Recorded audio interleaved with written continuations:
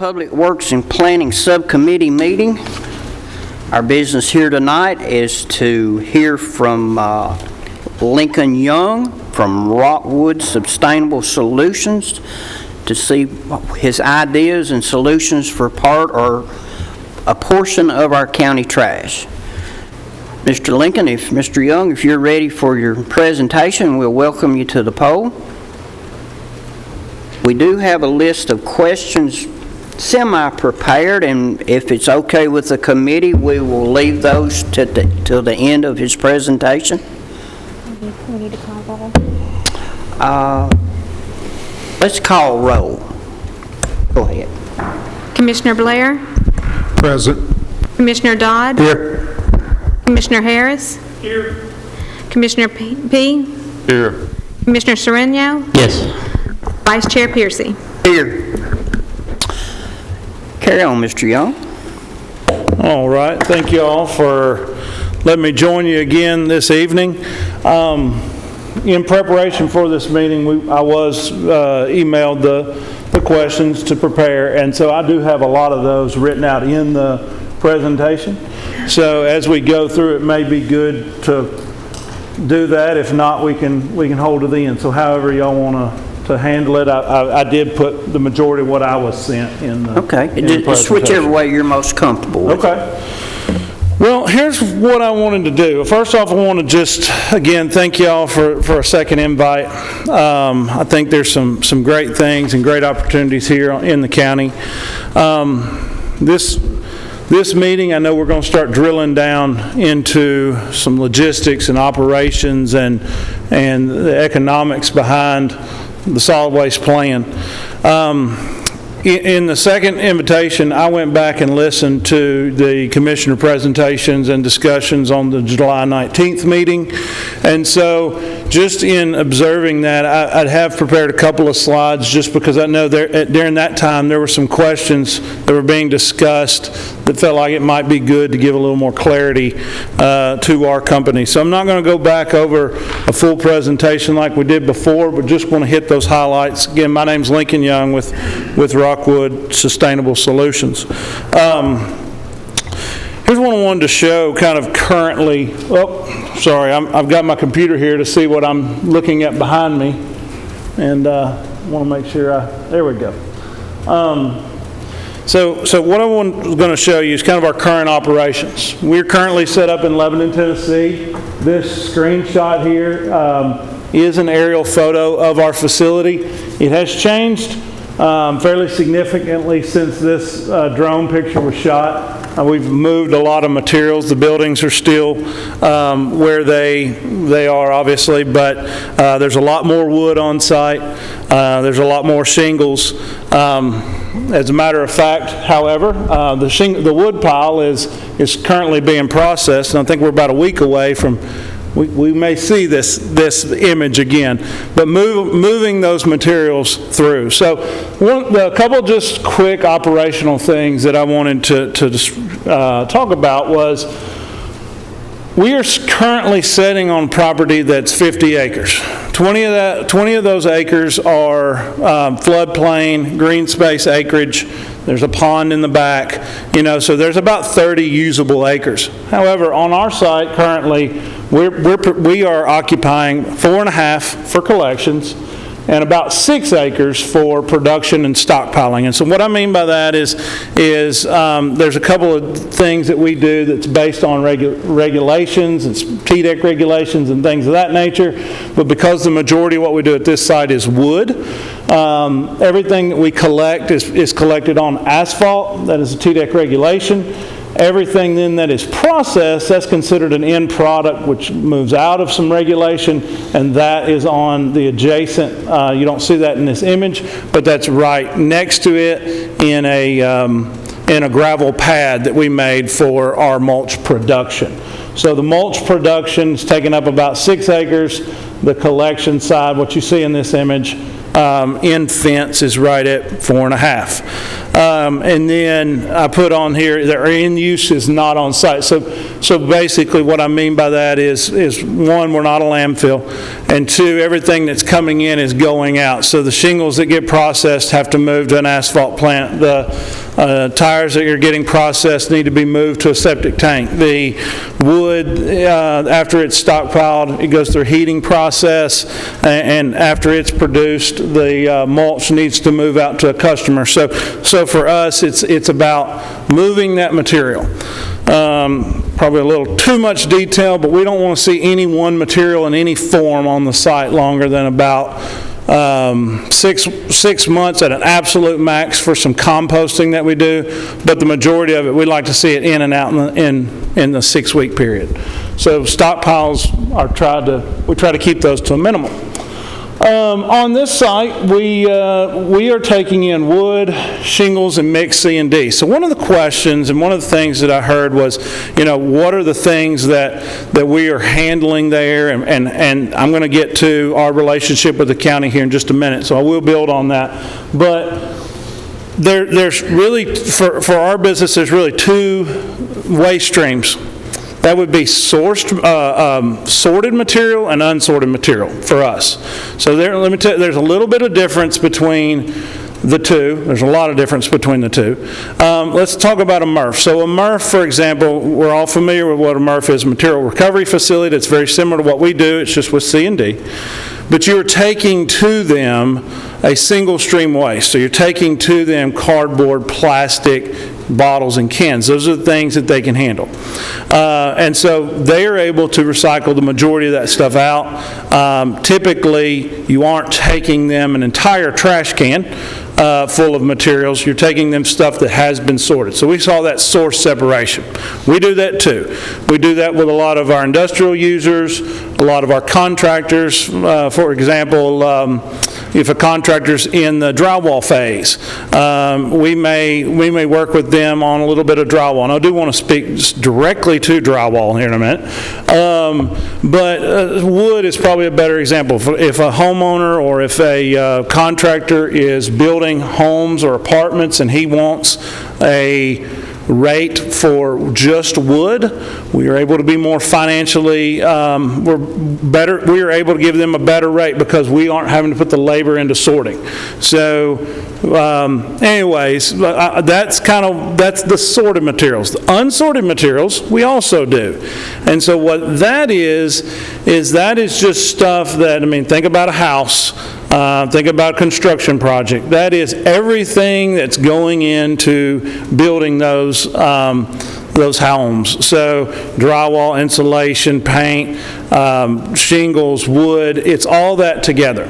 And so the reason I'm spending a second on this is because when we take those materials in, our process is to take them in, pull out the things that are recyclable. So we're going to try to pull out shingles, cardboard, metal, wood, and then from that point, there is a landfill piece to what we do. So I just want to again make sure that we're clear there, because what we try to do is, let's say there's this, again, I'm probably jumping ahead of a couple of my slides, but let's just say for easy math, 40% of the waste stream is C and D.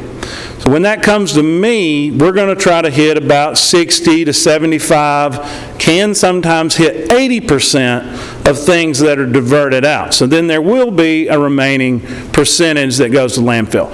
Just wanted to kind of explain that a little bit because it's very different than just a standard post-consumer MRF, because we are taking things that are unsorted completely. There is a portion of our business that does have a landfill component. So again, I just wanted, based on some conversation on the last meeting, I just wanted to talk about that. I kind of jumped ahead on one of my slides. I grabbed some pictures just from our site, just so that you can kind of see some of the things that we do. So besides one of these are not screens. These are not like images pulled off the internet. These are things that we do. So that's our wood pile where we're processing that material. You know, the good materials, again, wood, cardboard, metal, plastics. We handle some of the bulky stuff, the asphalt, concrete, brick, products that right now are sent to landfill, drywall, insulation, things that are way too contaminated. Drywall is one of those that I am working very, very hard on, but that is probably one of the hardest waste streams in C&D to handle. It's very dusty. It's got some regulatory issues with that. That said, it's gypsum. So using it in compost, using it in fertilizer, using it in ag applications, those are all common uses for those materials. So those are things that we can do, and again, I'm getting ahead of myself. We'll talk about that in just a second. And I don't want to keep y'all all night because I know we'd rather talk questions than presentation, but just kind of wanted to answer some of those. So what I wanted to do is, and I'm going, like I said, I've worked some of our questions in that came up in the last meeting, but what I wanted to discuss was just my thoughts as to how Rockwood can interact with Rutherford County. And at least a phase one of that. There's a lot of question marks around others, but as a phase one of that. So, by the way, this is not our site. Sorry, disclaimer. That was actually through the tornado that hit in March of 2020. Was that? Yeah, March of 2020. That was in Wilson County where we were helping there with the cleanup and debris of that site. So, here we go. All right. So there's a couple of facts that I want to just bring out. Right now, and I believe I heard it in the last meeting, you know, we're talking to Lincoln, he's in C&D, we don't deal with C&D. So I want to kind of just start and bring the elephant out and talk about that. I mean, currently the convenience centers don't collect C&D. Yesterday I made a quick run around a couple of convenience centers and drove around the different sites and they seem to be running I just went to two, but they seem to be running well, but there's really not a lot of C&D there. Yeah, there's some bulky waste. There was a box that had some couches and some things like that in it. Saw where the tires were being collected. So, you know, that's a current thing. Went up to the landfill. You know, currently there's really not a lot of greenwood there. And so there's a very small pile of brush. I call it greenwood. Most people call it brush or limbs. But, you know, so there's really not a huge amount of waste streams there. And so I guess the first question you're probably asking, okay, you know, as a county, if we are to try to handle county's waste, what do we need to be focused on? Well, obviously, I'd be the first to tell you, even though I'm going first here, and there's 4 more people behind me, I'd be the first to tell you that a MRF, a landfill waste application, is going to be your more important areas of focus. That said, I did want to kind of discuss a little bit as to how we could fit into that together. And really, a lot of that could be phased. All right, there we go. All right. So how can we build a partnership if construction and demolition waste is not generated by the residents? Obviously, we all know that they do generate construction and demolition waste. There's homes, there's construction projects, there's remodels going on all the time. So there is that waste stream being generated. It's just not necessarily handled currently in convenience centers. So here's a couple of thoughts that I had. One is looking at solving a problem before it becomes one. We wouldn't be in this room if we had 100 years of life in a landfill in this community. That said, so now we're looking at how we go about a sustainable approach to managing our waste materials. One of the things that will come up at some point in a healthy integrated solid waste plan is regardless of how it works, there is going to be a need to take materials out of the waste stream. That's why there's a MRF conversation. That's why I'm here probably. Regardless of who's generating it, who's touching it, who's hauling it, it's going into a landfill in this community. And so being able to handle those materials and help aid in the reduction of those materials into the landfill solves a problem that, even though it may not technically be part of the convenience centers, it does solve a problem, before it gets started.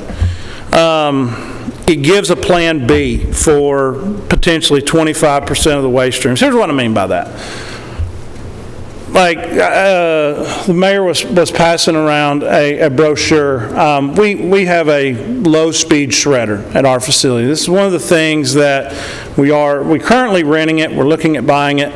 But it's one of the things that in our process we're having to figure out, okay, I can handle pallets and I can handle good wood.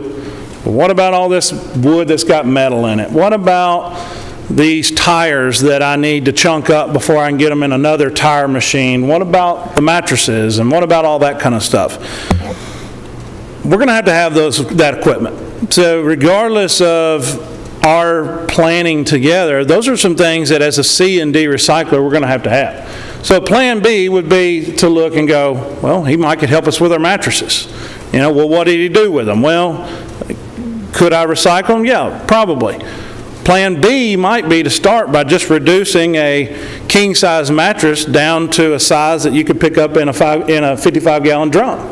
Because I'm not exaggerating, you take a king-size mattress and run it through that machine, and it's about the size of a 55-gallon drum. There's a lot of air in those things. And so those are some things that could potentially be Plan B. Another option would be this. I know that again, we're here as a county. This county has a lot of cities in it. And so one of the things that could be an option is we could aid in some of the city's greenwood waste. The reason I bring that up is because they have a really good location on Singer Road that they're doing wood at now. And I would tell you that although it's a fantastic location, it may be a really good resource for something else. And then you take something that I would tell you is not as valuable, which is the wood, and you maybe move that to a joint location that then brings about a really nice property that's set up and ready to go. And then it also gives a system to build on. And probably what I should do is stop talking for a moment. I did throw the first question in of, do you collect construction and demolition waste? Obviously, yes. Do you accept those waste streams from other private companies or both? So this was one of the first questions that was asked. We do have trucks. We do haul. We haul as a means to an end. I would tell most people, and Max probably heard me say this, I'm not in the hauling business. So what I mean by that is we're not looking to grow a massive hauling infrastructure. We do have to do some of that in order to make our business work financially, but we actually do value the services and the partnerships of others in our community. So for example, Republic hauls to us each and every day. Waste Management hauls to us each and every day. J&J Services hauls to us each and every day. So those are all strategic partners where we are able to have some infrastructure that then they can benefit off of. It benefits their companies, it benefits them. So just first up, if we were to come here, if we were to set up, there's a local roll-off hauler here, Eagles Disposal. Great, from what I don't know him well, but we've done some work together. Seems to be a really good guy. We would not want to run him out of business. He would be my first call. I want your stuff. So, hope that answers that question. Should I stop talking for a moment and we kind of start there, or go through a couple more questions? Do y'all have questions you'd like to ask at this time, or you want him to continue? I have a question. Mr. Harris. Rutherford County is home to the biggest builder in the state. Where does their C&D go? Well, it doesn't come to me. I'm thinking of one.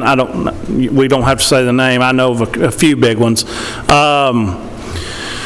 I would say probably Middle Point. If not, it would probably go to Southern Services in Nashville. J&J, again, I said they've been a big supporter of us, and we've worked together, so I wouldn't say anything negative on them.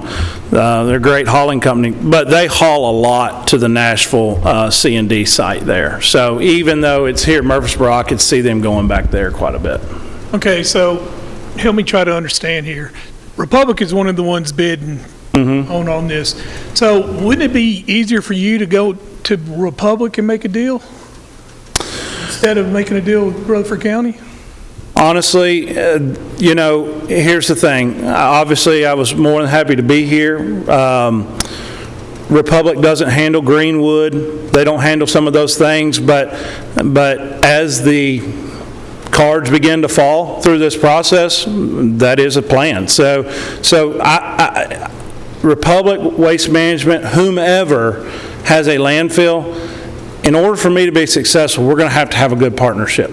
So I would need to be able to go to them and say, let me help you here, or how can I help you here, and let's find some ways to work together on this. Because if not, then I'm taking in all this waste stream that then we have to transfer off to a long distance. So even though I can reduce some of what's going into their facility, I really need to have a good partnership with them to take the remaining materials in.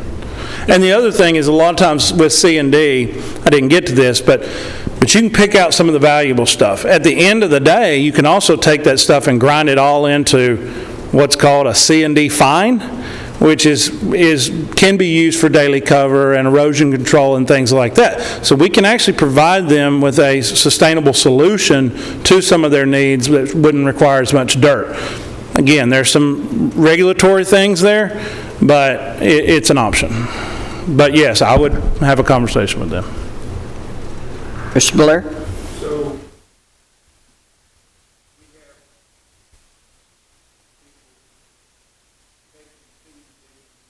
To Republic, to the Middle Point.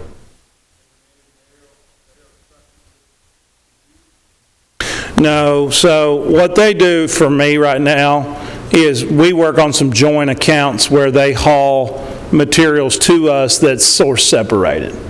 So right now they're not, so if a C&D load comes into the Republic landfill, they're not taking that C&D load currently mixed and bringing it to me. They're taking things that are source separated from the customer, and say that customer wants to meet a sustainability goal, or the biggest contractor in town says it's going to be a whole lot cheaper for me to recycle this wood than it would be to landfill it. A lot of times we'll work something together where they would haul that to me. In this market, they don't. There are some local folks in Lebanon. Republic's not one of them, but there are some local folks in Lebanon that do a lot of mixed C&D there. And yes, they bring it to me because in Lebanon, we are more centrally located than having to drive all the way to Murfreesboro with it. So those are the instances where we would get the unsorted material. Who is your current client that's tipping at your yard? Not their, are they construction companies? Are they who? Republic brings you some pre-sorted? Industrial. The majority of it's industrial, pallets and things of that nature. And then we have a lot of our building material companies, for example, like 84 Lumber or Builder Supply or something like that, like the people that are making trusses. And then when we get down into residential and commercial construction, most companies are not to the point where they're separating those materials.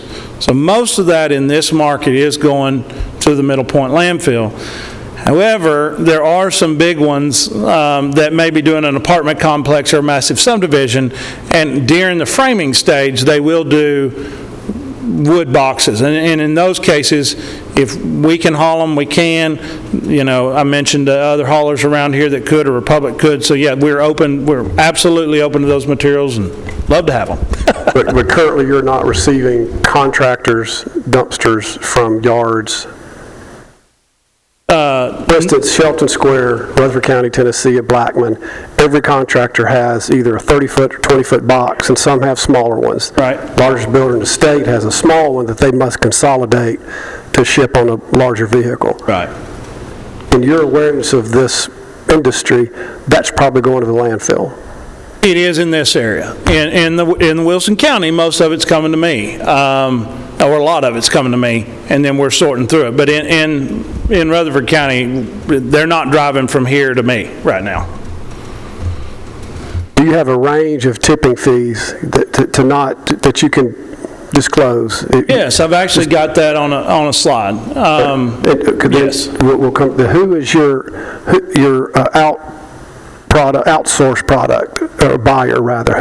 Where are you taking your material? So the majority of everything we're doing is there's two things. I mean, that's a great question because it does bring up another point. So we got started in this entire gig to work with the City of Lebanon to provide wood waste for their downdraft gasification plant with Aries Clean Energy.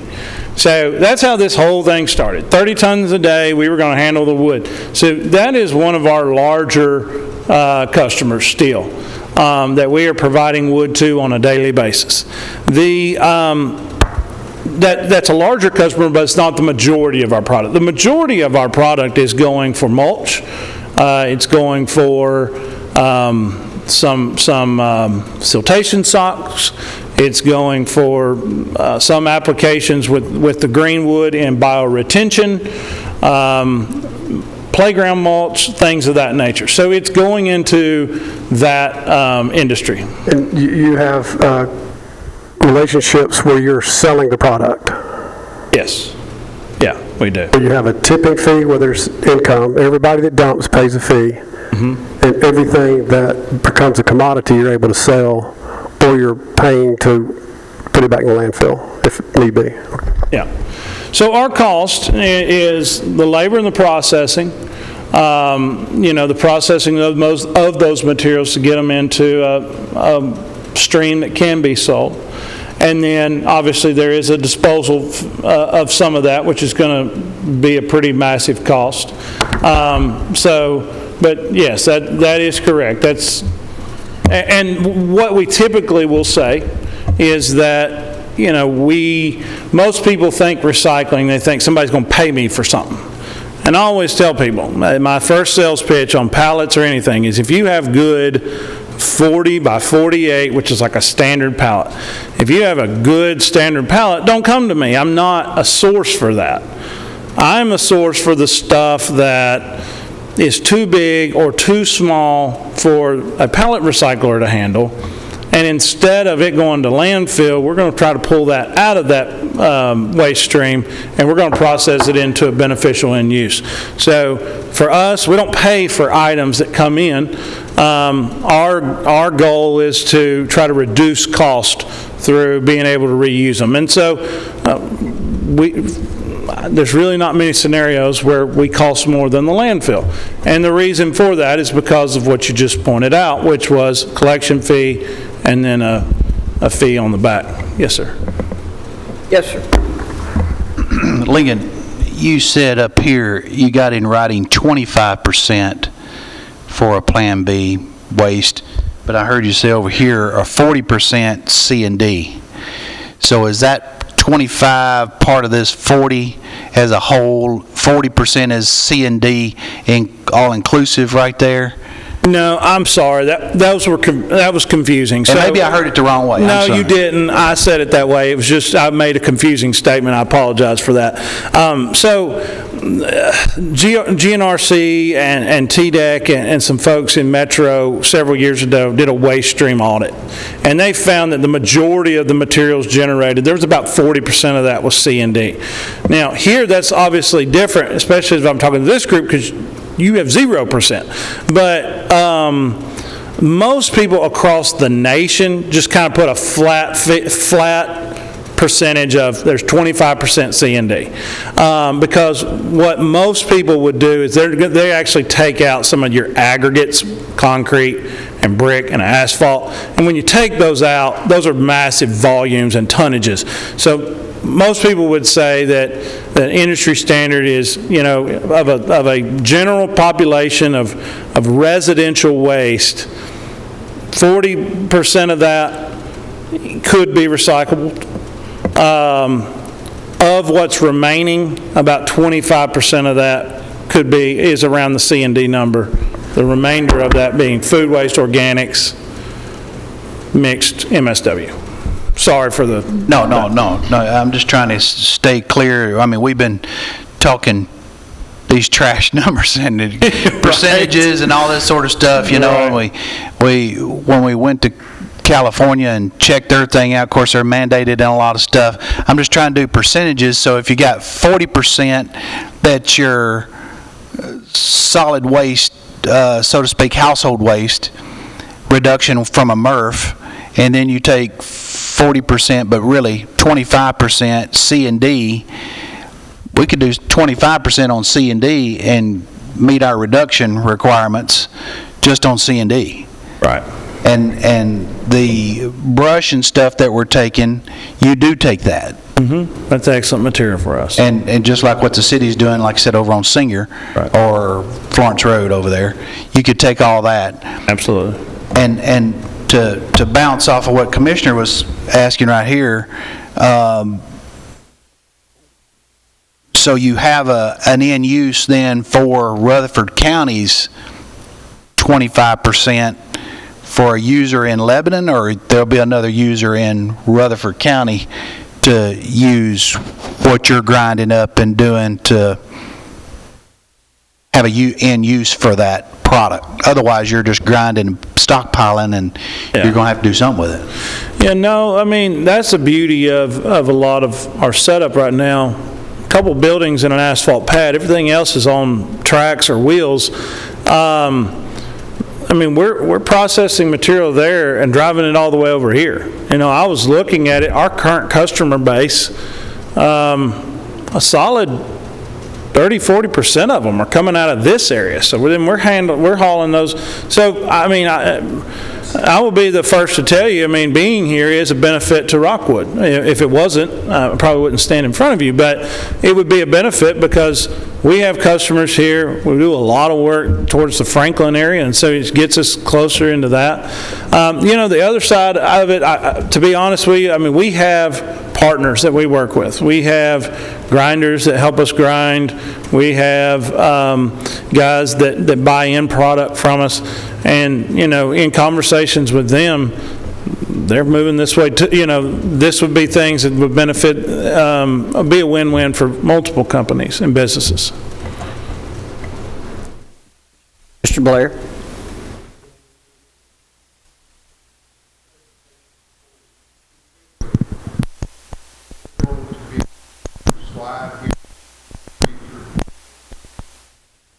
This is what I need for partnership. One more.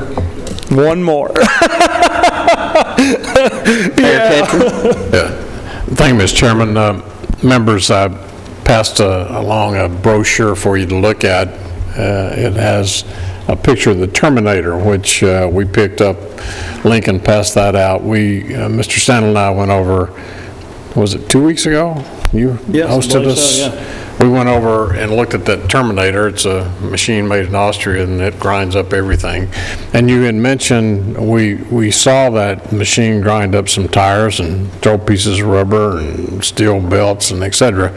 You mentioned that you really weren't doing tires at this time, but you left the door open almost to say that you may be headed in that direction? Yes. And so back in 1992, when the regional solid waste authorities were put together by TDEC, there was $1 per tire that was set aside for every dollar sold, and it was supposed to go to buy something similar to this for each one of those regions, and we were going to put ours at our landfill. Dr. George Eccles, I think, was appointed by that region at that time to be the chairman, and nothing ever happened, but TDEC continued to collect that money. And then before I left the Senate, I believe it was Senator Randy McNally, now Speaker, passed a bill that added another 50 cent per tire for every new tire that came out of an automobile, basically helping to reduce those tires as well. Mac, how much are we paying right now in your budget to haul tires off? $65 per ton. How much total? What I write a check for? $340,000. Okay, I was thinking it was over $300,000 that this county commission is now spending to have our tires picked up, from what I understand, by one company who's basically kind of got a monopoly, put everybody else out of the business, and they take them and send them to South America or someplace. I don't know, but so I'm inquiring, do you envision or have some thought there that this could, those TDEC dollars that when I buy tires could go towards something like that on a regional basis? Yeah, so I hadn't mentioned much about tires. We recycle tires for Wilson County. Been doing that since January 2017. It's been a great partnership. The waste tire money, when you buy a tire, a dealer buys a tire, they pay $1 in for that fee. There was at one point in the 90s, there was a company that came around and was basically chunking up tires for all these counties, and they would landfill them, but it just wouldn't be whole. From my understanding, and I wasn't in the industry at that point, but that didn't go well for a lot of people, and so they did away with that, and they basically came back in and said, okay, we're going to give the power to the counties. When you recycle those tires, you can get that money to help pay for the tire recycling or whatever, but it has to go for tires. You're exactly right. The TEAP grant is the grant that came out based on the new tires, or new cars that are sold in the state, which was 50 cents a tire. And that grant actually was available to both public and private companies. We were a recipient of that one. We were the first. Small amount to help us buy a small machine. When we got into the tire business, the tire business was exclusively supposed to be for the gasifier. I know we could sit here all day and talk about different topics of this, but the gasifier works, and it has been working, but it doesn't do tires. So we got into it for tires. It didn't do tires. But the good thing is the state had allowed us to use that into septic tanks, and so we're doing that. So we ground those tires to 2-inch chip, using them in septic tank fill. There's a gentleman now or has been in Chevable that's also helped get him into business, and they make an erosion control sock with tires in them. That's excellent for a lot of water remediation applications, and so they're using huge volume of tires in those applications. Is that Mr. Hastings? It is, yes. And we supply them most of their tires because we stayed small. The thing about tires is, and the TEAP grant is actually really helping bring out some infrastructure. It's just not in a fast pace. Tires is a very, very difficult business to get into because of the competition that is so massive. They have the majority of the end market accounts wrapped up. And so you have to, in order to do it, you kind of have to scale it up as you find niche end markets. So the septic tanks, used for an insulation application, you kind of have to start on a more of a niche level than more of a massive, okay, I'm going to take in 6 million tires and I'm going to send them to a paper mill. Because those paper mill contracts are wrapped up. And they're very difficult to supply, or if you do supply, you're supplying through a broker that basically is cutting all of that revenue out. So just to try to make that long story short, I will tell you have the best tire disposal rate in the state. Probably shouldn't say that, but you do. You have a really good rate. And so, unfortunately, because of that, even if you were to go out personally as a county and buy the equipment, your cost wouldn't be much less than what your current cost is. But if we did it with 32 counties in the mid-state area. Right. Then Yeah. you're talking some real numbers. You could, because then at that point, you've got a lot of tires, and then at that point, you're also bringing in revenues Correct. from those tires. Yes, sir. So there are several folks that are easing in, and I believe that that will bring out a really good end use for it. So I know I didn't mention it. I would tell you that if you got in trouble here soon, I would be the first person to call and say, here, let me help you out. But those plans they're in the works, and they are working well, but they're just not there yet. I sit on the board with GNRC and also with the Mayor's Caucus, and we have 32 counties, and they're in different regions as well, but if that is a subject that needs to be broached, and we use the different regions to pull everybody together, and we look bigger than just trying to stick our toe into it Right. and take care of a major issue, Right. then you've got enough revenue to help buy grinders like something like this, or that will extract, I know they're out there, that will extract the steel belts out Yeah. and then grind it, and then we start finding, an end use for those. Right. That's been something that I would love to continue a conversation with, because there is an opportunity there. There really is. But you're exactly right. It would have to be with multiple counties. Correct. But every county in the state's struggling with it. So that's not an impossible Individually, we are task. struggling, Yeah. and just fortunately, we're in a blessed community that we have the revenue to pay the $300,000. You go next door to Cannon County, they're struggling just to take care of their trash. But if we come together, 20 or 30 counties, and all decide to bring in one place, and then we pull down some of those dollars, I think it makes some sense. Yeah, absolutely. It was, we worked with Tennessee County Services in a same manner, and got close, got real close, and then honestly got into an election cycle, which sort of helped move it down the drain for a little while, and just hasn't resurfaced. So I am 100% on board to help with that in any way we can. I appreciate that, and you being open-minded on it, because you can't, you've got to see the vision and further down the road of Right. how are we going to handle this issue and from my perspective, tires, like you said, is one of the toughest things to handle, and I'm sure that we have, in our capped landfill, Rutherford counties, we have a lot of tires. They just have a way of working their way to the top. Yeah. I'm surprised we haven't had more, I guess, because we put so much dirt on top when we did Right. put the cap on back in the 90s. But it's an issue that's never going to go away. I mean, people are going to buy tires, and people are going to buy cars. So I think that we can start moving in that direction. It's definitely an opportunity, and I would agree with you. It's definitely one of those that there has to be a partnership and a plan together before you start. Well, and because you have the expertise and know how to do that, that could be a great public-private partnership. Okay. I agree. Wait just a minute. I've got a couple of questions, and then Mr. P has a question also. You've made the comment more than once that you're not in the trucking business. How does a product leave your place in Lebanon?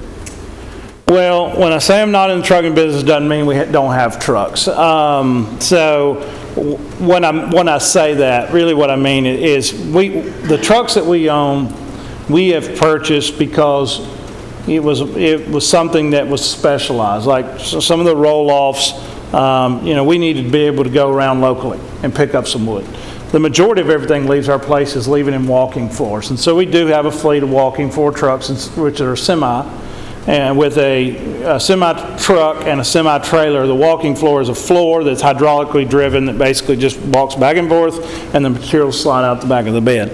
That's how we move both our waste to the landfill that we have currently. That's also how we're going to move all the mulch and products out, is through that delivery system. On a busy day at your place, how many trucks will come and go from your location? I knew I should have had that number in my head. I would tell you, you're probably looking at about, on average, 25 to 30 inbound and probably about 10 outbound. So really not that much. Okay, all right, thank you. No problem. Mr. P.? I've got a couple of questions, and first one is kind of intrigued me seeing your machine chipping the pallets, and I know they've got nails in them. So what are you using? Magnetism to keep Yes, the sir. nails out? It goes through a series of 4 of them as it comes out. So the nails go in, and then as it comes out, we're trying to pull those nails. I assume you're turning around and reselling Yeah, we the are. nails as metal. Okay, Yeah. that was one of the just quick, easy ones.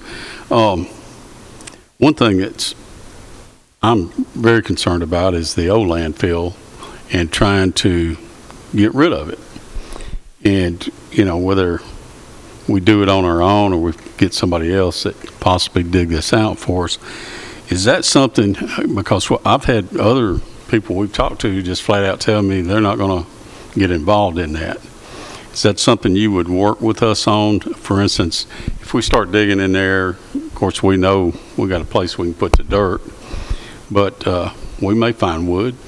In fact, I'm sure we will if we went into the one where brush and stuff is. But other products, plastics, papers, things like that, is that something you could envision us working with, whether we send it to a MRF or whatever? Or what's your thoughts on us digging that out? I mean, my thought is we rarely start by saying, no, I'm not interested, because I don't know. I'll just be very transparent. I've never seen that happen. I've never seen anyone do it. I would love to see it. I can imagine that there's going to be so much metal in that thing, it would probably shock us all. So, if we could throw some magnets on that, and I'm part of that metal scene, hey, I'm all in.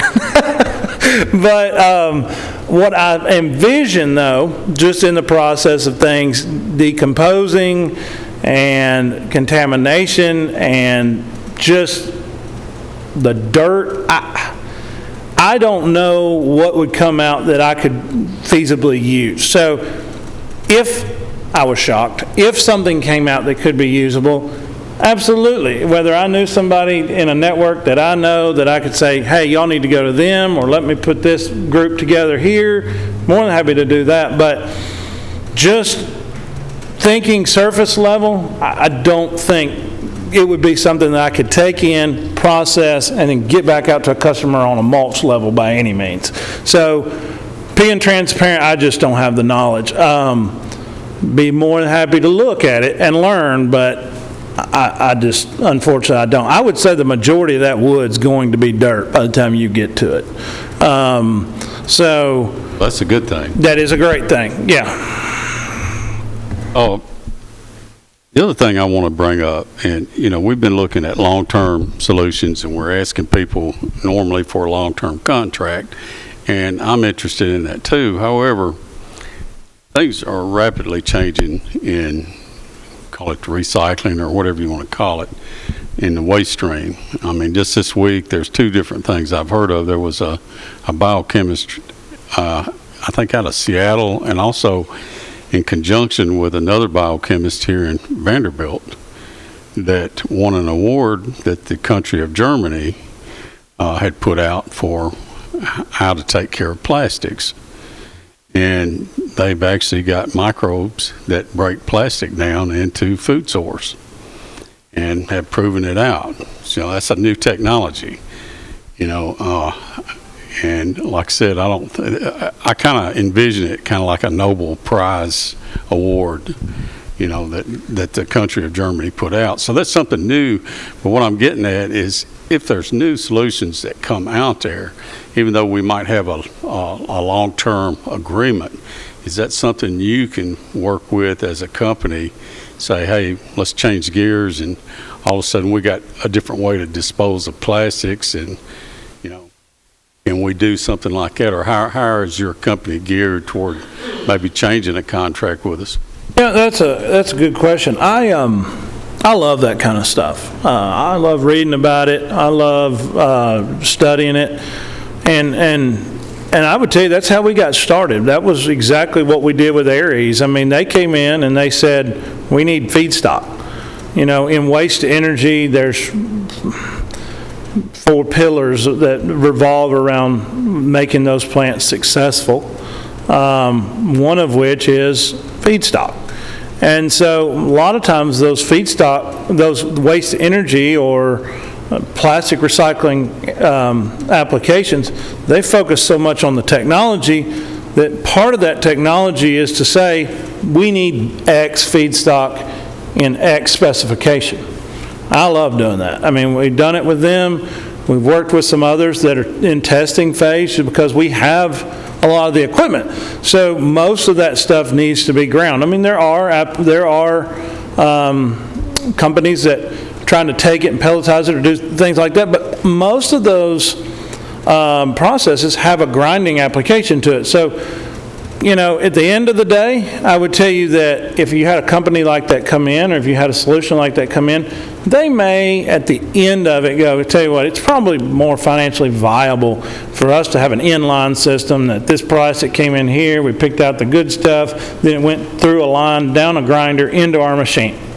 And I'd be the first to tell you that's probably right. But in startup, in trying to figure those things out, a lot of times we help with that even now of, hey, Lincoln, can you take this bale of plastic and grind it up for me? Yeah, sure, bring it over. We do a lot of that. Well, like I said, there's 2 things I'd heard of this week I'd never heard of before. That's why I brought that on. The other one, just quickly, was taking sewage sludge, which right now Murfreesboro is currently landfilling out here at Middle Point. Also, Nashville's currently landfilling at Middle Point, and whoever else decides they want to bring it over there. But some of the larger cities, and I think there's 5 in the United States that are actually doing this now, they've got some new process, and I forget what it's called, but anyway, it's basically they're pressure cooking the sludge, and they're turning it into a compost that has been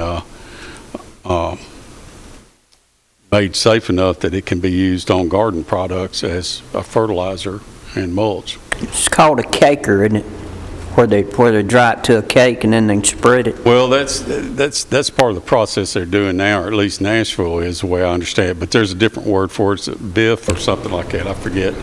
But I just heard of it. I think it was Philadelphia that had just put one online that I had read about. Anyway, it's new innovations like that. Yeah. I don't want to be stuck if we can come up with a better solution, and I just want to make sure we're going to partner with somebody that's agreeable to change gears with us if we need to. Yeah, absolutely. And just on that, I don't know the technology you're looking at. I've seen, there's different things out with pyrolysis or fluidized bed gasification. There's all this different stuff that are trying to solve the sludge problem. With the gasifier, that was one thing that, it needed 80% 80% wood in order to use the sludge, because sludge has got a big ash content. So wood became a valuable product for that application because they needed it to get the heat up to handle the sludge.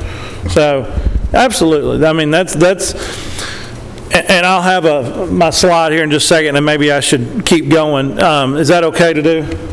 Okay, I'll keep going to get to that, but that's one that is a good lead-in because those end uses are extremely important. I don't have all the answers. I'm going to be the first to tell you. I'm not a landfill. If I had a permit for one, I'd probably own it, but that's impossible. So, anyways, what I'm getting at, did what? So we got one. Well, I don't know if unfortunately it's already full, but no, it's not, but close. But anyways, the thing on that is, and those are the things that we have to have, because those end-use products are the things that make this work. So anyways, I threw that picture up a minute ago as we were talking, just to give you something to look at. This is a plant. This is not my plant. This is the stock photo that I pulled, but this is a site where basically that's mixed C&D, and they're taking it, they're going to run it through a screen. That house behind that is full of people. They're picking out things like wood and cardboard, and then metal goes through magnet separation, but that's a little bit of what this looks like. So anyways, the statement I wrote up here is a good MRF and C&D plan is critical in developing integrated solid waste. The only reason I say that, and I mean, let me take the sales hat off for a second. The reason I say that is, let's say down the road, there isn't a close landfill. And you got to put that stuff in a truck and haul it, or in a train and haul it, whatever the case be, in a boat. I don't care. Choose your means of transportation. Regardless of that, you're going to want to put as little as possible in that truck. And even if you want to put a bunch in that truck, you're going to want to get as much weight as possible. This right here is going to prevent weight, and it's going to prevent the ability to move that material, because this is the big stuff, this is the bulky stuff. This is the reason why when you want to send 25 tons, you only send 12, because you just dumped a 30-yard load of mattresses in the back of it. So that stuff happens all the time. So, you know, I'm not, whether it's me or anyone, down the road, there is a big reason, in my opinion, to look at pulling those materials out locally that you can control. All right, so I wanted to start talking through some questions. So basically my next slide's lack of pictures, more words. It's taking the questions that we were sent, you should have in front of you, and it's kind of talking through those. What does Rockwood expect from Rutherford County to create a public-private partnership? I would tell you that I would like to answer this question today, and then I might like to answer this question a third time after the next 3 or 4 people come up, because there's a lot of what-ifs that are going to kind of tailor around what I can do. I'm a little different than some of the other guys because we have the ability to adjust some, and then the other reason I'm a little different is, again, there's not a lot of C&D in the waste stream, so maybe we look at what we can fix instead of the starting point. But anyway, so Rockwood can fill in the blanks, the C&D, the brush, mattresses, I did mention tires here. Those are some things that we could fill in the blanks on.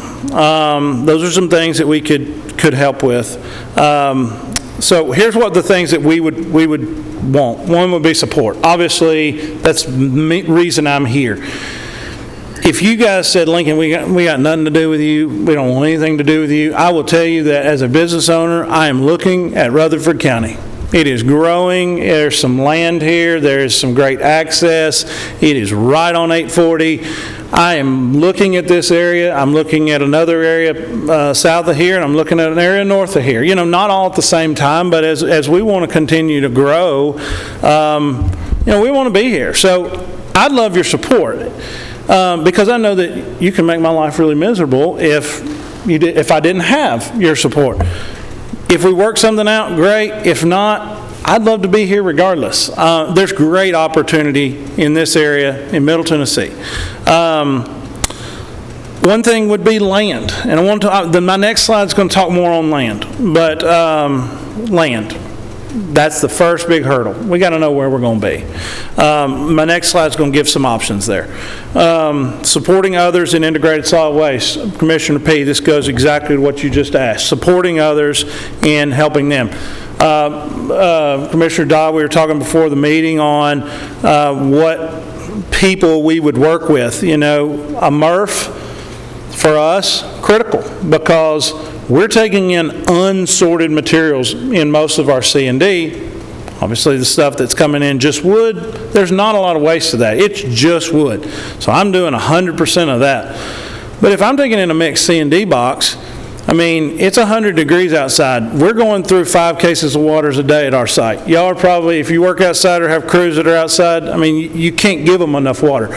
So there's bottles in everything. There's cardboard in everything. There's metal in everything. So the first move I'm going to make is going to these guys like you had mentioned earlier and saying, hey, I need your help here. If I'm going to pick it out of here, you need to buy it from me. Or, you know, however we work that together. So those would be supporting others in those applications. The other thing that really helps when we look at the overall picture of not only Rockwood Sustainable Solutions viability and scalability, but also going into, you know, the biggest question here, which is what is my cost? What's our cost? Is working together on, and when I say my, I wasn't talking about Rockwood, I was talking about Rutherford County. What's Rutherford County's cost? Working together on those end-use options. I put glass on here as the first thing.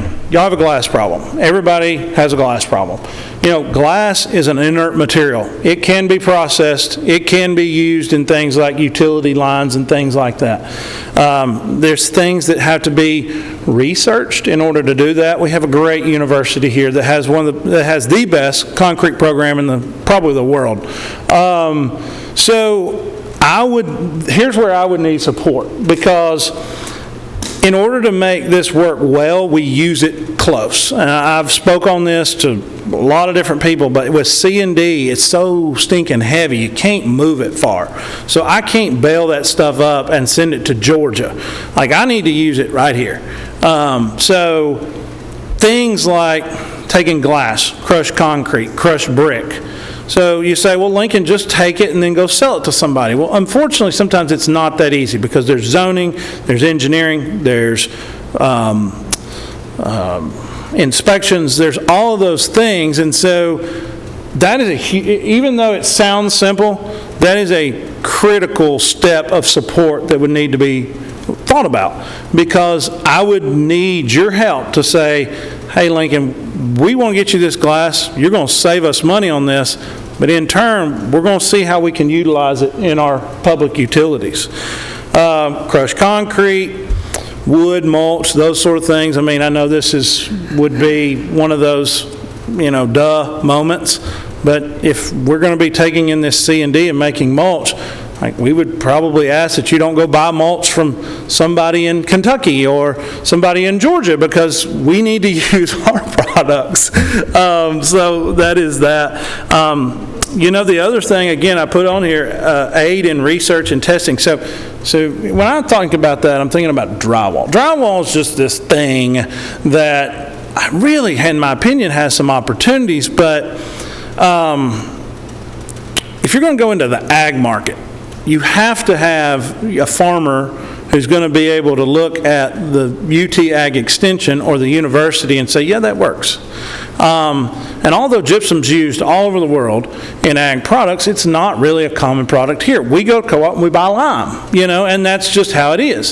So there is a big help in you guys, your side of the table, going, Lincoln, we're going to try to help pave a way to utilize some of these materials. So besides land, and yeah, we're going to talk about that in a second, but the biggest thing is how do we work on, the end use? I'll tell you, getting the product isn't the hard part. I mean, there I said it, it's the secret's out. Getting waste in isn't necessarily the hard part. Getting that waste out and usable into an end product is. So, anyways, let's talk about let's start getting down into some thoughts here. Location. Y'all stop me if you want me to. These are some thoughts I've had. These are based on conversations I heard you guys have last week. Pause for a water break. There's several options here. One would be a landfill, or one would be private land. I don't own any private land. I know people that do. I've talked to people that are in general construction or heavy equipment or different things like that may have some available space. I will be the first to tell you, I've looked in Rutherford County for a long time. I started a shingle yard in Rutherford County, which is now owned by Vulcan. But so for 6 years, I've looked at the landscape of the community. So that's one option. I'll just stop right there and say, if I'm looking at on a private side, I'm looking at ideally, and this is ideally, so we all know how that goes. Ideally, not in the middle of the square. Ideally, a little bit out, but yet close to some things like 840, 24, some things like that. Ideally, I'm not right beside the main road, but have the ability to be close to the main road. The reason I say that, I'm a little different than a MRF. C&D, most C&D processing, as I've shown you pictures, it's outside.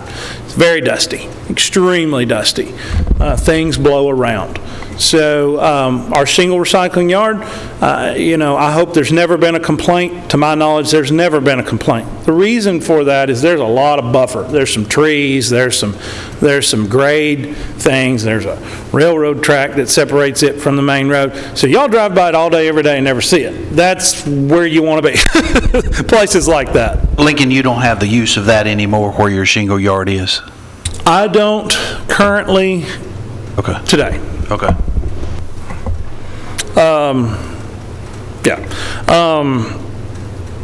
The landfill. There's a lot of space at the landfill. Went out there yesterday. There is some nice area that meets some of the parameters I just said. It's off the beaten path. Nobody's going to run up and be worried about you stirring up a little dust. The whole deal.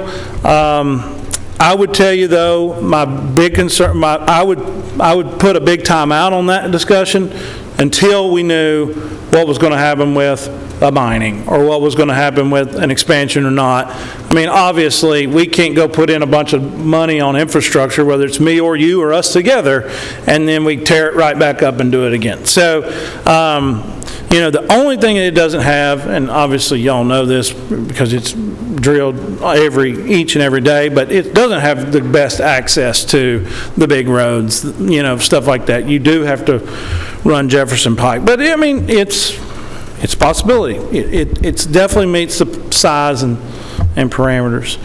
I mentioned Florence Road. The only reason I mentioned Florence Road was, going off of the July 19th meeting and just hearing that discussion. Because of the glory of public tax records, realize that you guys own the property that's shown actually in this picture, that square there on the right. Again, that's an opportunity. The city of Murfreesboro's wood yard is right to the left of that. That's an opportunity to potentially do something there, or to potentially look and go, you know what, let's move that so that there might be a partnership between the two entities, and let's do something better there, and let's take that wood somewhere else. Again, I know I keep picking on 840, but south side of Murfreesboro, past 231, Joby Jackson area. I mean, those areas right there, they've got potential because they've got big roads. So there's really not just a identified place that I'm going to say, I got to have that spot, I got to have it right now. This is a nice spot. We could do a lot there. So that would be a discussion, and I think we have to discuss. Obviously, if you were going to do something there, you're going to have to up your infrastructure costs because you're going to need to be inside. That's just, you can't be that close to everything in the community and be outdoors. So those would be the things that again, we're looking at and looking for. Talk a little bit about cost. C&D recycling must have revenue on the front end. It's a cost avoidance business more than a revenue generation business. Here's what I mean by that. I don't sell my end products well. So, even though you're selling a little bit of concrete, even though you're selling a little bit of mulch, those are low value commodities. There's not near enough money on the back end to justify the front end, which is the opposite of what you see in most MRFs. They're making their money on the end, and therefore they're paying on the beginning. Metal is obviously the biggest example of that. Everybody gets paid for metal, or you should, especially right now. So, but it's because they have a value on the back end. C&D is more along the lines of cost avoidance. So I'm avoiding going to the landfill because I'm reducing costs in trucking, or I'm avoiding this. Cost structures are all dependent on land and partnership. So, I mean, here's what I threw up here. You mentioned, well, I have some rates of what we charge. Basically, this is what that is. If I'm going out and I have Sir? I believe you skipped a slide. Oh, I'm sorry, I'm looking at it here. I apologize. I skipped several. I apologize. Thank you.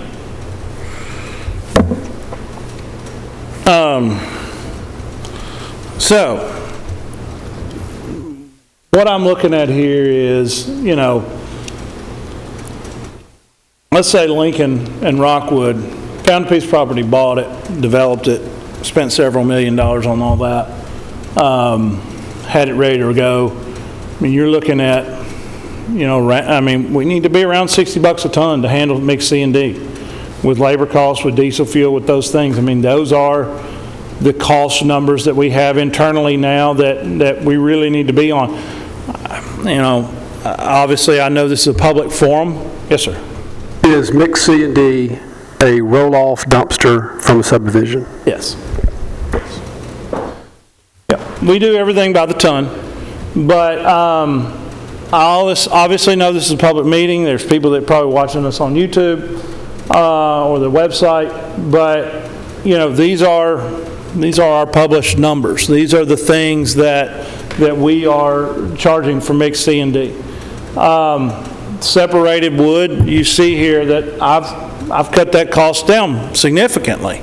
That's because we don't have the labor in separation. So I can take out the terminator, the picking line, those pieces of equipment that are expensive to operate, I can take those out because I can go straight to the grinder with it for the most part. Brush is much easier. You don't have the nails to deal with. You don't have those things to deal with. In the RFP, you may, if anybody's got that in front of them, for the sake of this presentation, I switched this to a per ton. The RFP, I did give a per yard price.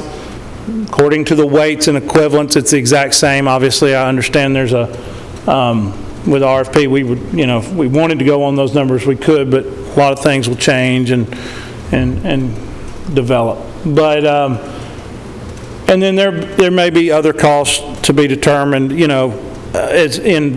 so basically what I'm getting, other costs to be determined as end markets are developed through partnership. Here's what I mean by that. Like, if I can move stuff locally, it's going to cost less. If I can move stuff efficiently, it's going to cost less. I mean, if we're going to do a public-private partnership, we are in one right now with the City of Lebanon, and it goes really well, and the reason it is because when they need help, we help them, and when they can help us, they try to, but we work together on making sure that those costs are low.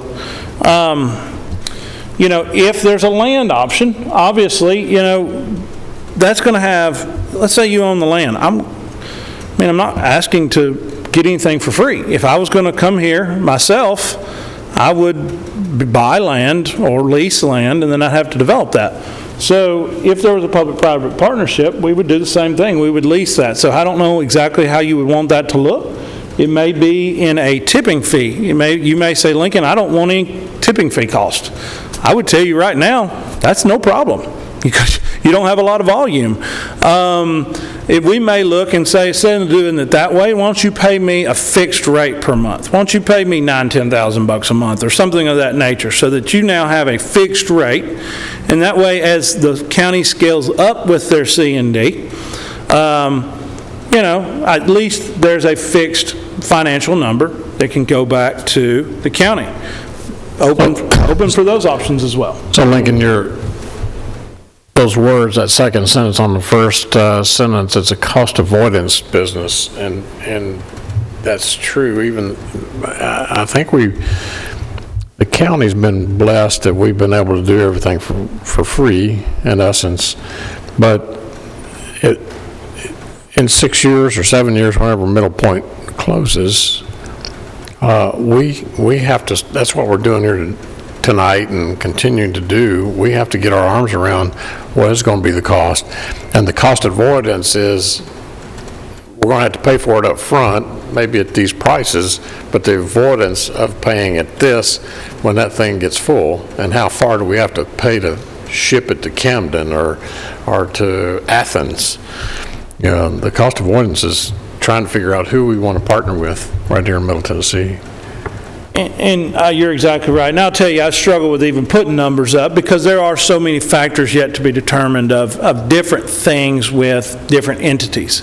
So as we continue our discussions, these things, I would tell you, I don't see a scenario where they're going to go up, but I could also obviously see a scenario where they would go down with just looking at things. I mean, I had a meeting this morning with, I've been talking a lot about the city of Lebanon. That's where we are right now. I had a meeting with them today, and we were discussing some stuff, and I was telling them, I mean, one of the things with our business is we enjoy a partnership with the counties and municipalities because it does support. No, it's not, I mean, and I'm jumping ahead of a slide, I mean, I would ideally want to be able to bring in waste from industries in the community, manufacturing in the community, things of those nature.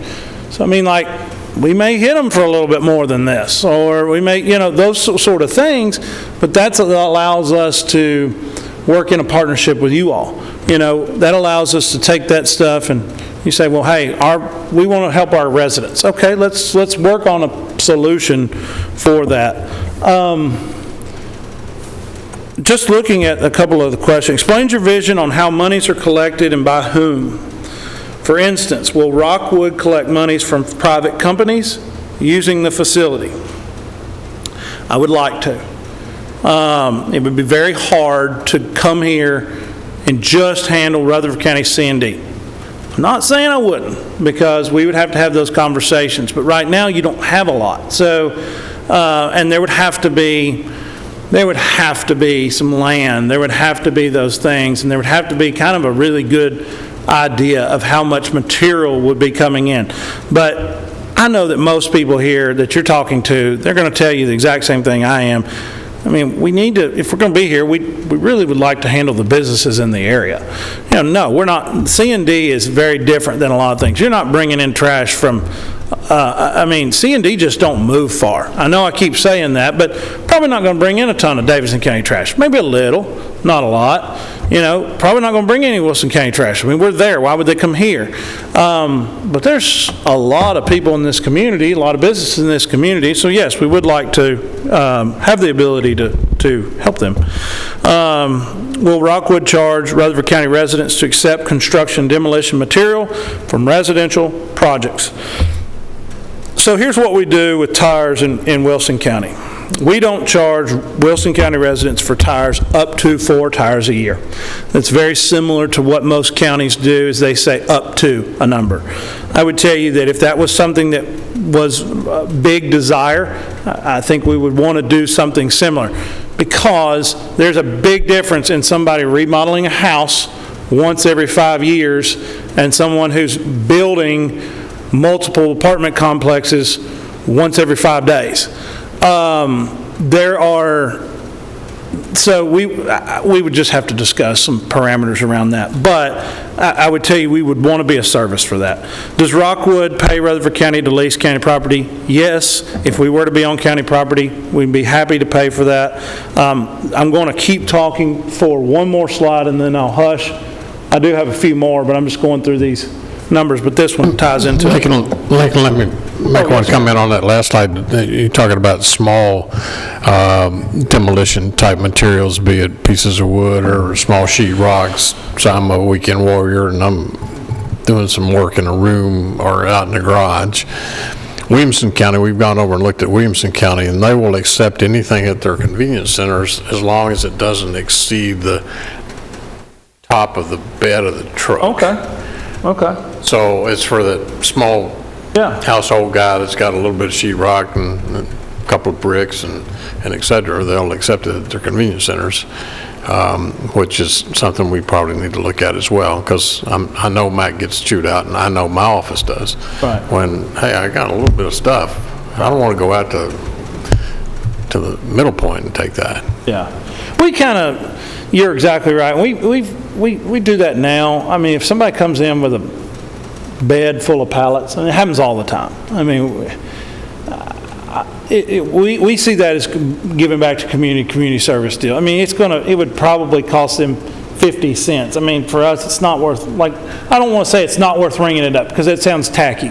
But it's more of a community thing of, So I didn't know that, but that's a good idea because it gives a parameter of, okay, this is the truck, and then, you kind of understand that, there's really not much volume there, but it's a service to the community. So I actually really like that idea.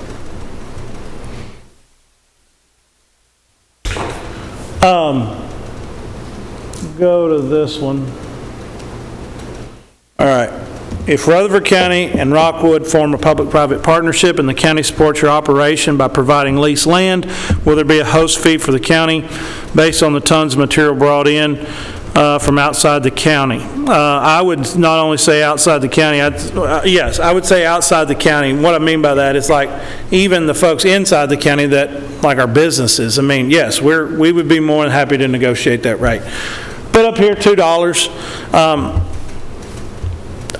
I'll just be transparent. I've never done that side of things. I don't know what's standard. To me, if you're paying a lease, maybe this is a good place to start. I would tell you that I think right now I think we could start here and be close to 100 tons a day pretty quick. And not change anything at the convenience centers. And I may be shooting that real low. So, yes, that is something that we would definitely support. I'm about done. If we develop partnerships with other private entities, how will Rockwood fit in with other companies? I've already touched on this. The thing I haven't touched on is the composting piece. I'm not in the compost business. I have not figured that business out. It's kind of in the category of drywall. Like, I'm interested, but I just aren't there yet.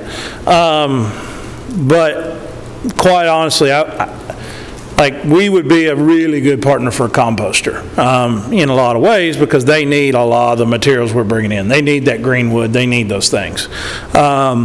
So I know that piece hasn't really been discussed much. I don't currently do it. I'm not saying I wouldn't look into it, but I don't currently do it. But I will tell you, we're real good friends with a composting company in Ashland City, the compost company, and maybe I could get them in here in a partnership with us if we did something. I mean, because to me, that again provides a network of partnership there, and that would be my first call. Similarly, I don't know if that's a word, landfill. I mean, again, I've told you that we do have a landfill piece. In mixed C&D, there just is, unless we were to process that stuff and then go into alternate daily cover. But again, there just is. The largest C&D recycler I've ever been to is in Austin, Texas, and man, he does a fantastic job. He is 300 feet from the landfill. Now, is he sending everything to landfill? No, he's taking out 75%, but he still needs that 25% close. And I would tell you that, it's not something we have to do, because let's say that's not a possibility in the community any longer. But it would be something that would be going into a truck. It's just way less going into a truck than what would be going in a truck if we weren't there. I know I'm beating a dead horse there. Then the other thing's transportation. I know that there hadn't been a transportation company bid on RFP, but I know I keep saying, different forms of transportation. We deal with a lot of folks that are, I would tell you, our transportation partners. MBI's done some work. We've had some stuff from local folks. We do a lot of our own hauling right now on the semis on the way out, the roll-offs. I hadn't mentioned it yet, but I do think rail is going to be an opportunity, especially in an area like this long-term. Don't know about short-term, but long-term. Those are things that we would love to be in connection and partnership with, because it's going to help our business as well as the community and the others. Oh, shoot. Well, I'll just read it because I don't know how to get back to it. As partners, what level of control will Rutherford County have in contributing to operating decisions at Rockwood? For instance, changes in operating hours. I'm going to assume that if I get invited back for another conversation, there may be a time where we're sitting around a table and kind of talking about the small operational things. I may be wrong on that, but I would tell you that we're going to be agreeable. So if y'all need to be able to get in at 10 o'clock at night because something were to happen, I mean, I think we would want to just make that possible. You know, do I need to be there 24/7? Let's have a discussion on it.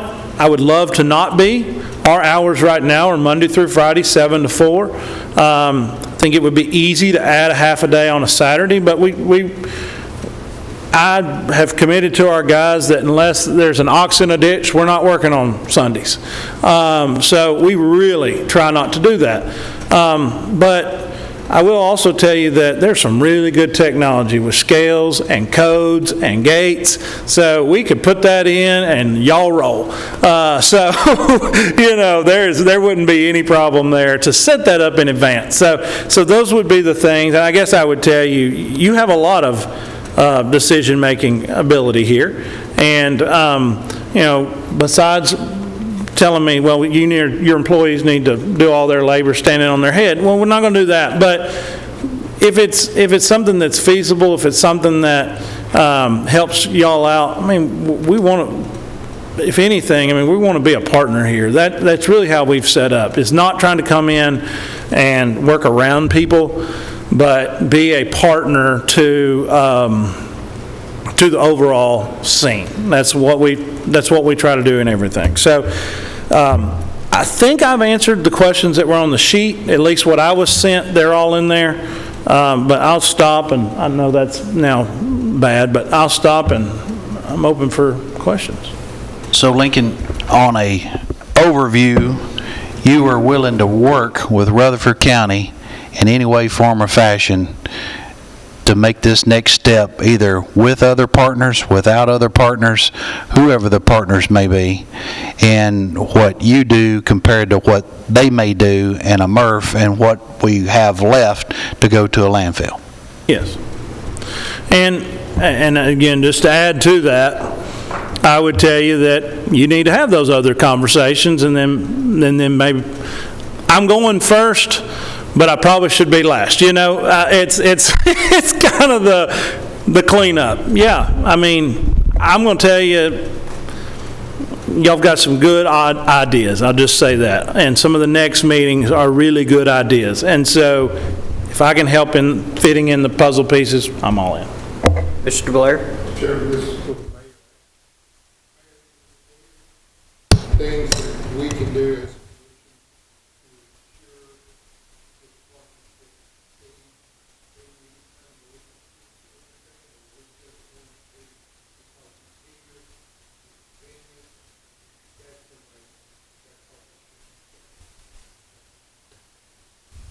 Well, of course, cities have a lot more flexibility with ordinances than what we do, since we're a subdivision of the state and we have to do resolutions. But I think in the meeting with the mayors last week, when I met with the other 4 city mayors, they all said that they were committed to sitting around the table with us. They're in. Mr. Hercules representing, she was the only mayor, Mayor Reed was the only mayor that wasn't there, but Mr. Hercules spoke on her behalf. The other mayor said they were all in because this is a county-wide issue that we need to deal with. So whatever ordinances that they would need to pass and us as a resolution, we could do that in moving forward. I think that we've said all along that the solution to our waste stream over the next 25 years, when we originally put out the RFPs, was that we may not have just one company. We may have partnerships with 2 and 3 companies, and that's why we're down to where we are today, to continue to explore. And I think Rockwood has provided some opportunities for us to really look hard at as far as that part of our waste stream, because it's not going to go away. I know that you were probably inundated when the tornado came through Wilson County, and you probably brought in from Davidson County and Putnam County and all the way up, however long that tornado stayed on the ground. Yeah, well, actually, we had a little bit from Davidson, but we got so inundated there in Wilson County that most people stayed within the county. I think. So, well, that's good, but yeah. there's a great opportunity for us to work with this company being as close as what they are. And of course, he still has I think you're still doing your shingles out at, are you doing that? So I don't personally run that. So Okay. when You sold that? When our company, we were a LoJack company, then when LoJack sold that business to Vulcan took the shingle recycling. Gotcha. And they are still running it though every day. I actually, on my way in, I went by, they got a massive pile of ground product ready to go out. So it's a success story for sure. Okay, well, you started something here in our county, and Right. we appreciate that. But there, Commissioner, there's a lot of opportunities for us to, as we continue down this road with the aspects of what he thinks he can do, and with our shared vision, there's a lot of things we can do together. What you're proposing to do is are you looking to be big enough you could possibly handle all the C&D going in Republic?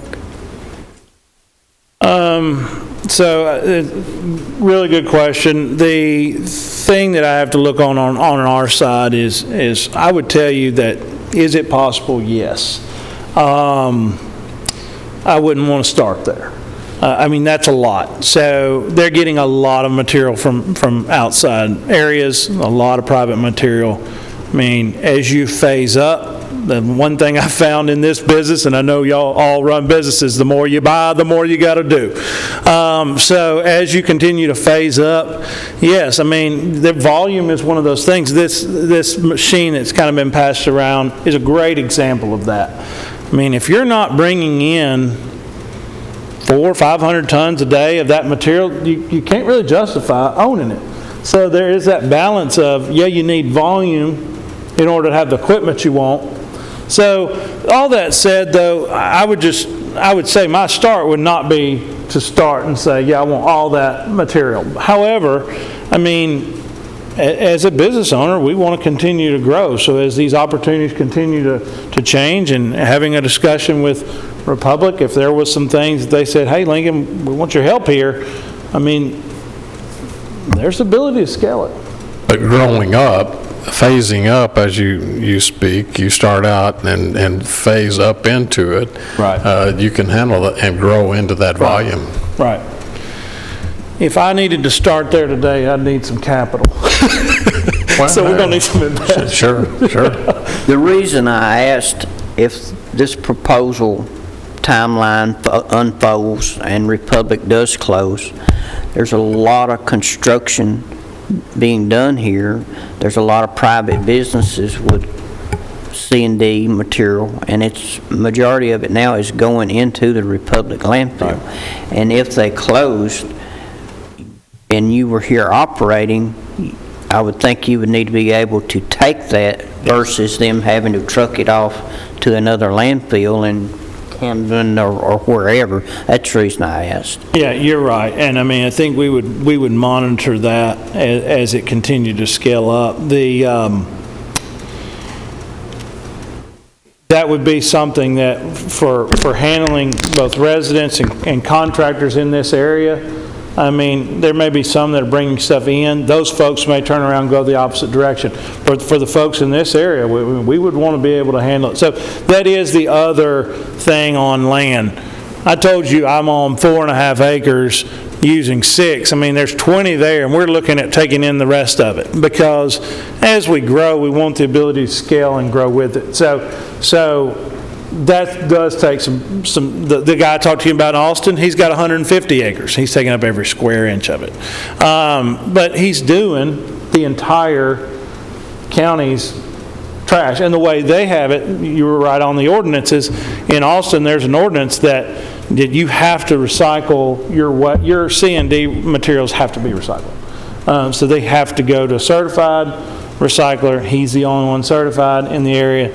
So he's moving some material. So it's definitely doable. Mr. Dodd?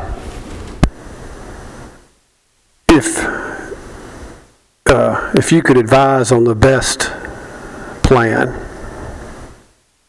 if you're in our chair and you know what you know, would you advise a 100-acre site with a MRF and MSW comes in, gets dispersed or sorted, and part of it's C&D, et cetera? Would you advise a large MRF on one location, or would you advise we set up a C&D isolated or separate from? Or tell me what your vision would be. What would... I got your question. So, as far as logistics of handling everything, that's what it's going to come down to is logistics. Ideally, for me, I probably could speak for everybody besides the landfill piece, and because of where they're positioned currently, but being together or close to together would be a really good thing. Because you're not moving materials from here through town to the other side of town when you're trying to get stuff done. So I would call that, I would look at that picture and call it like an environmental park or waste park. Those can be really pretty. Those can be very, very nice assets for the community. They don't, I know trash, I wasn't going to be in the trash business either. Trust me, I didn't grow up saying I was going to be a trash guy. I was going to be a preacher. But anyways, things change. Anyways, the reality of it is that when you don't have to move stuff, everybody wins. With this exception, I can't be so close to the MRF that my sawdust is blowing over on their end product, or I can't be so close to, a couple of things where there's a contamination level or there's a, C&D, again, just being very honest, those are flammable things like wood burns. So I don't want to be near the hazardous household waste area because that's going to pose a safety threat. But the closer we can get it, the better. I would tell you, though, if that didn't work, because there wasn't land to do that, then what I would suggest would be a strategic movement of materials. So let's say we're all working in this thing together. Maybe, and the county's big, so maybe this doesn't work on a county side so much, but if I'm going to be hauling materials each and every day, let's say I'm on the south side, and I'm going to be hauling materials each and every day to a MRF that's on the north side. Like, instead of just passing each other, what I would recommend would be, let's put in a small collection area there, and it don't have to be a massive infrastructure. I'm talking about a roll-off or a semi-trailer, that everything on the south side goes there.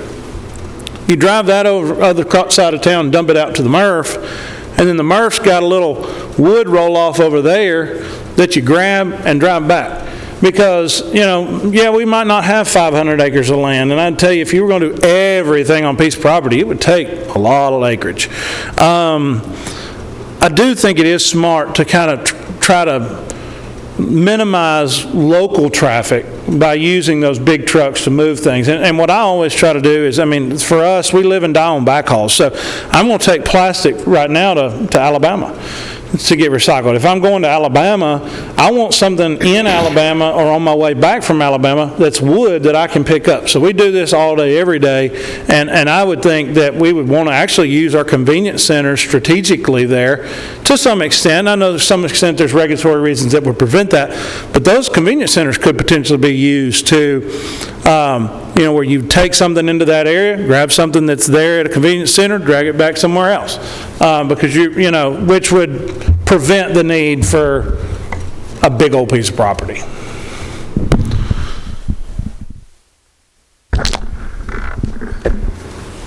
Since we're separating cardboard and paper, plastics, and glass and metals, could you do the same with C&D? That wood goes into this open top, this goes into the other open top. Could that not be handled on the front end to make your job easier? If we utilized a convenient type setup for C&D? Yes, I mean, so let's take a couple factors that may immediately be problematic. There may not be enough size for some of that. There may not be enough room. I don't know those. But just in principle of what you just asked, the more it's separated, the better it is for everybody. Cost-wise, all that sort of thing. So convenience centers, if that's possible, then that's great. I'll tell you, for the first 3 years, Rockwood said we want wood only. The only reason we got into C&D business is because we kept turning away so many people because they were contaminating everything that finally I said, if I'm going to stay in business, I better figure out how to handle the contamination, which is what brought me into just saying, okay, send the box. A resident bringing stuff convenience center, though, is drastically different than a construction site with 20 different subcontractors. So I know we're having two different conversations. So I would tell you at a convenience center, maybe you do wood and drywall as your separated materials and then mix the other stuff. Maybe you do, I mean, there's a great shingle option in town, so I don't know how many shingles are being moved anymore by residents, but maybe you do a shingle, a drywall, and a wood option. Those wouldn't be hard things to do, and then those are separated, and then you have all the other stuff that is problematic anyways, and we bring that in, try to process it as much as we can, but, yeah. About an actual C&D. Oh, I'm sorry. Yeah, I mean, yeah. Again, I know Mac's more the convenience center expert, but in terms of on my side, that's very doable. And having those materials separated helps tremendously. That's a good idea, because then you ain't got transportation costs. They're taking that directly to you. Mm-hmm. And I had one other question, Lincoln. Just noticing your picture, the rain and everything, is that considered leachate or whatever if it hits that sheetrock or those pallets that's either ground or not ground or your other stuff? What you got to contain there and be environmental safe or whatever with TDEC and all them? Yeah, so we have a permit by rule, which does require water retention, does require leachate collection, and so we meet all those specifications. What on our site, that property that's shown there is graded to where it all goes to the left of that picture, and I know it's not blown up, but it all goes to the left of that. There's a stormwater collection that then takes it back to the back of the property, and there's a stormwater collection pond there. And then on this property, there just so happened to be a Barrow's pit from where they made Hartman Drive, and we fish in it and we pull water out of it for when we mulch. But our stormwater does not go into that. Technically, apparently, I could have done that, but we don't. It goes into a stormwater collection area. Because it is C&D, it's way less of a issue than MSW, though. C&D is much different permitting-wise and regulatory-wise. You're turning it over, too. I mean, it's not sitting there on your site month after month. I mean, you're rolling that inventory, so to speak, He said 6 months earlier. 6 months is the longest. We have some wood that we want to heat. We want it to naturally compost and heat up. So that's going to be a 6-month period. I like stuff moving in and out in 6 weeks. To meet TDEC, to meet the TDEC specifications, it cannot be there longer than a year. So obviously all that material is moving in and out, so that one particular pallet, but what they don't want you stockpiling in speculation, as they call it, meaning I'm going to stockpile this stuff and I think I can sell it. I mean, they want to know it's moving. So we meet all those guidelines. Mac, do you have anything? Back when we did the shingle thing, when they came here to do shingles, we stopped taking them at Rutherford County Landfill and had all the shingles sent to the single recycling for the same dollars. The customers didn't like it because they could come to the landfill and dump out the shingles, the plywood, the aluminum gutters, and everything else in one pile. So they had to be retrained that you separate your stuff. You take your shingles over there. You're going to load back up what's not shingles, so they don't have to. So they learn not to take it, and then they bring the rest of it to us. So it's going to be a learning process, and we intentionally, when we set that up, is made sure that the shingle recycling didn't cost more than the landfill did. Now, if you get into taking a bunch of construction demolition debris at the convenience centers, right now everybody thinks coming in at no cost to the resident. If you do that, you're not going to get anybody paying at the recycle center for C&D waste. They're going to bring it all to the convenience center for free.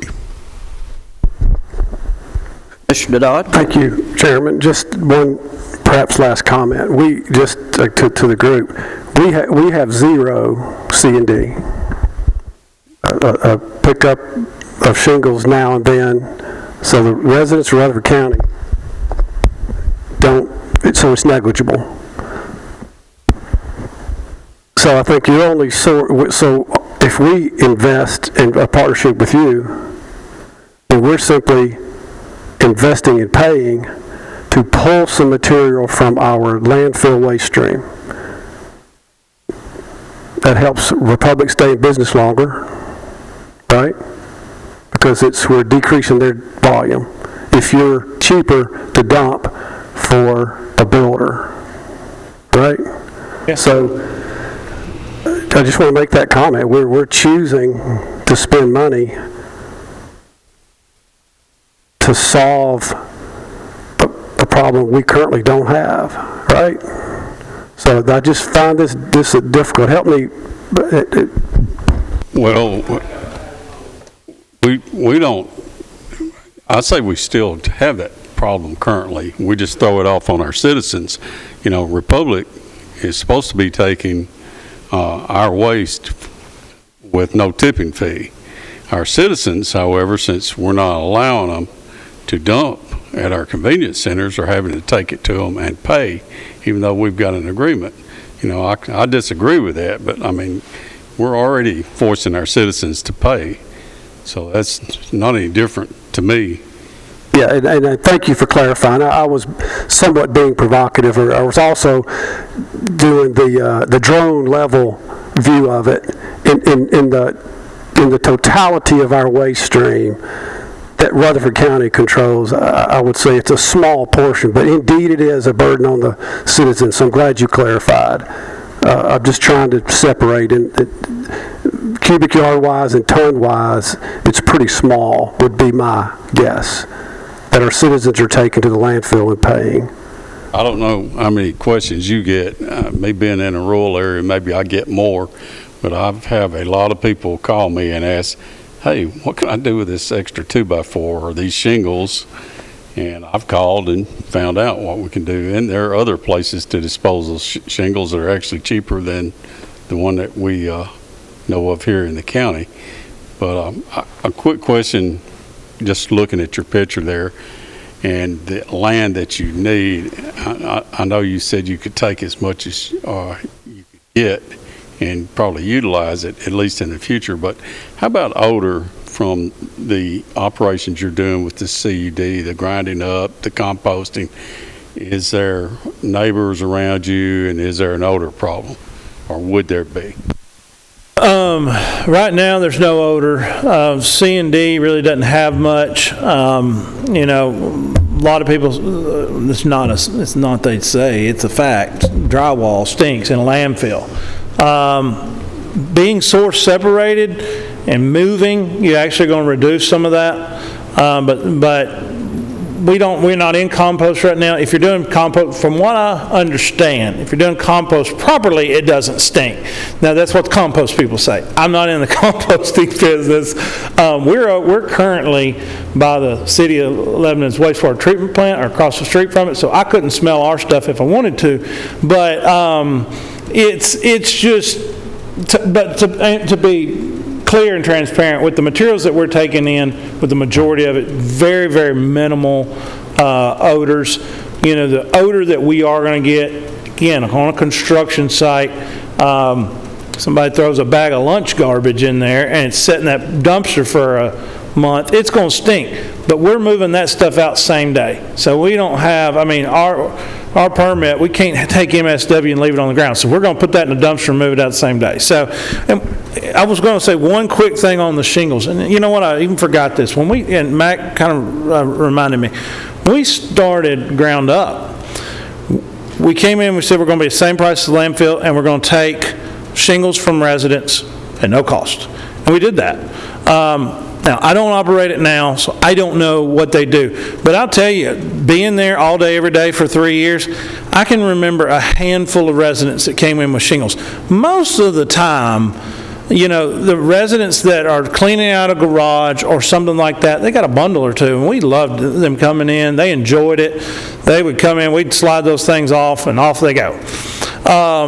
I see a very similar picture in really all C&D, because when you get into big volumes, you're calling a dumpster service, and those dumpster services are going to charge you anyway. So most residents aren't pickup truck by pickup truck going and demoing an entire home. So, I mean, again, I do say that I'd forgotten about that, but we did that as an agreement together, 2014. Well, the reason I brought up the smell is this televised, people are following this, and I would think this would be similar to what Murfreesboro City's got over on Florence Road. And if you've been over there, there's not a lot of stink coming from that. Yes, if you're next to a pile that's decomposing some, you might get a whiff, but you know, there's probably, 5 to 15 acres there. I'm not sure how big, but you're not getting a lot of smell off of that, or at least I never have the times that I've been around there. And the MRFs that I've been to, outside of the building, you know, if you got a dumping floor that's enclosed, you're not getting a lot of smell outside that. Right. So the reason I'm bringing this up is, you know, these are two options that we are looking at, and I don't want people to be concerned about smell, you know, depending on where we're able to put it. Maybe I'm wrong on that. You might have a different idea. No, there's really not a smell problem. I mean, I've never come up to our site with a smell problem. I mean, you smell wood, but it's not an odor. It's not a... You put any additive with it other than water to age it?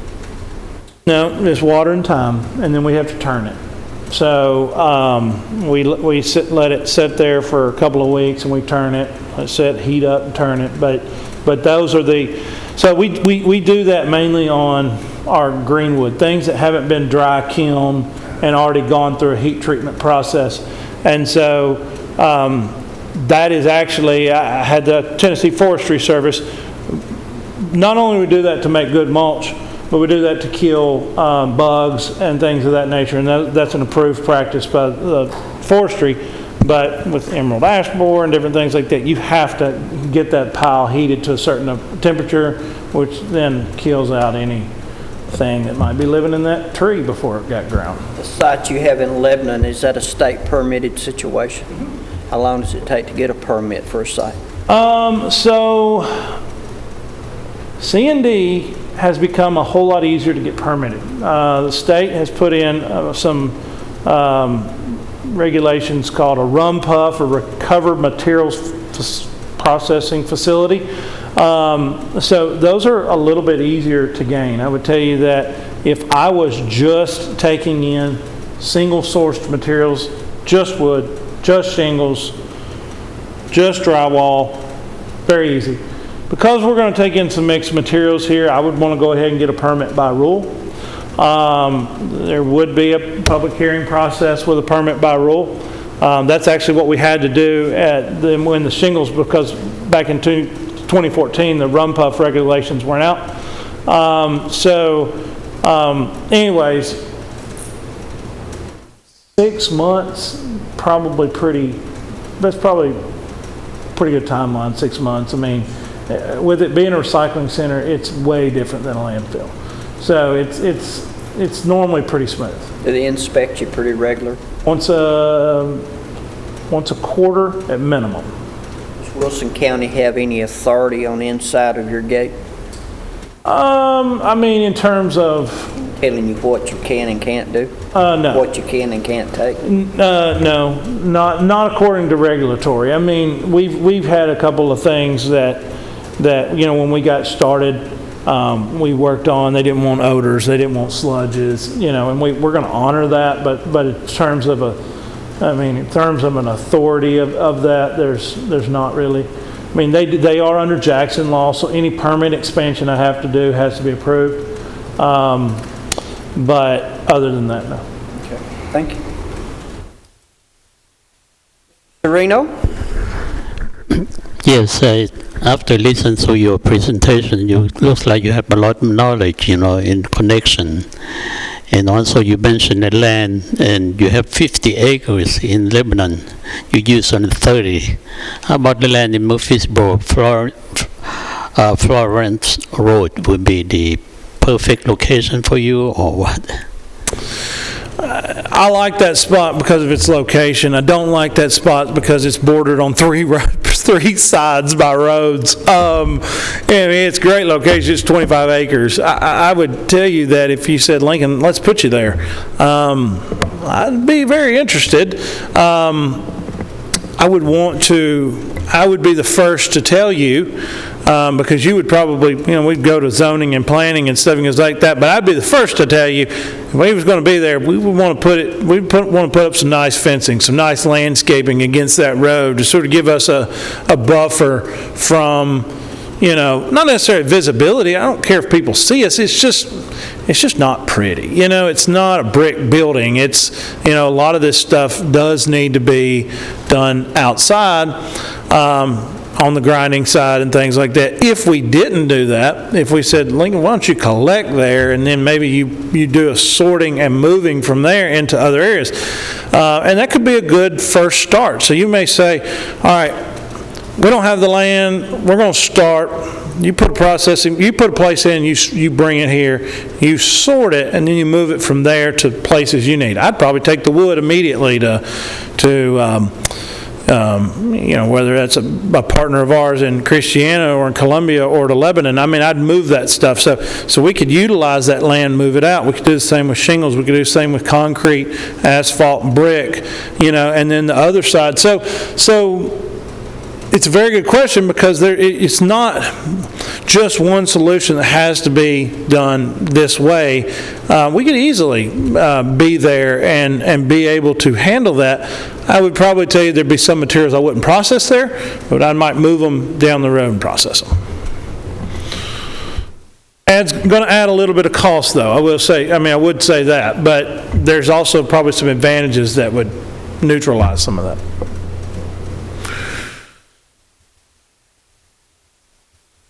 Does anyone else have any questions for Mr. Young?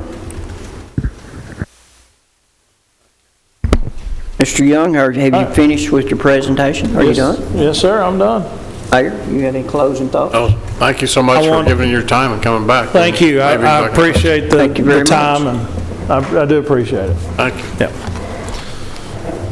Gentlemen, that is the only item other than other business that was on our agenda. Does anyone have any other business that they would like to discuss at this time pertaining this? Our next meeting is August the 4th with, I wrote it down, MBL Technologies.